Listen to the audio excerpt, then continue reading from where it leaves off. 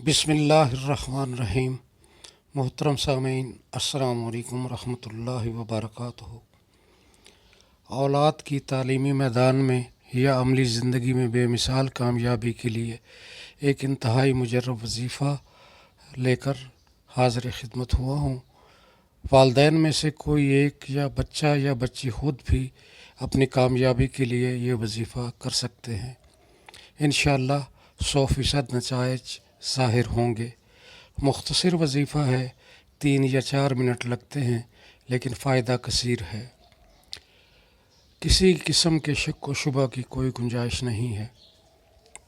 हज़रत अली रज़ी अल्लाह ताला अन्हु फरमाते हैं कि शक को अपने ऊपर गालिब मत आने दो, वरना दुनिया में तुम्हें कोई हमदर्द नहीं मिल सकेगा। शक चाहे मोहब्बत में हो, दुआओं की कबूलियत में हो, किसी सूरत भी अच्छा नहीं होता। शक, मोहब्बत और धुंध में एक चीज़ मुश्तरक होती है, सब कुछ सामने होता है लेकिन कुछ नज़र नहीं आता।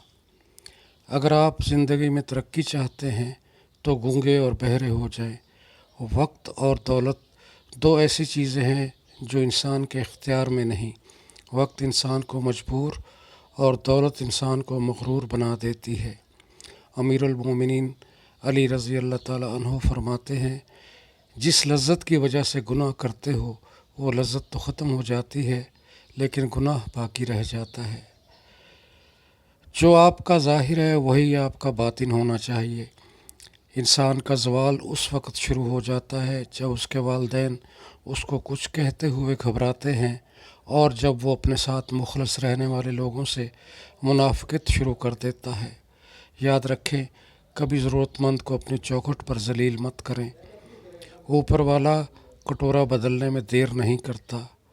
अकड़ तब तक ही चलती है जब तक पकड़ ना हो, और जब पकड़ होती है तो इस खाक इंसान को खाक बनने में देर नहीं लगती।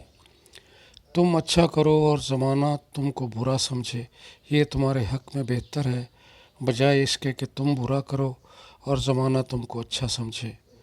वजीफ़ा करने से पहले चंद बातों का ख्याल ज़रूर रखा करें।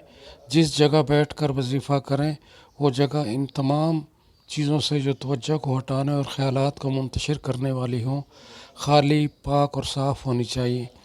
वजीफ़ा करने वाले को इखलास, खुशू व खुज़ू, ज़ाहरी और बातनी तहारत से मौसूफ़ होना चाहिए। दौरान वजीफ़ा और दुआ के दौरान हद दर्जा ताज़ीम और एहतराम और एहतियात और एहतमाम की ज़रूरत है। वजीफ़ा करने वाले का मुँह और ज़बान बिल्कुल पाक साफ़ होनी चाहिए। अगर किसी चीज़ की बू मुँह में हो तो उसे दूर कर दे और किबला रुख होना चाहिए, और आजिज़ी और इनकिसारी, सुकून और इत्मीनान, वक़ार और एहतमाम और दिल की पूरी तवज्जो के साथ वजीफ़े के लिए बैठें। आइए आपको वजीफ़ा बताता हूँ।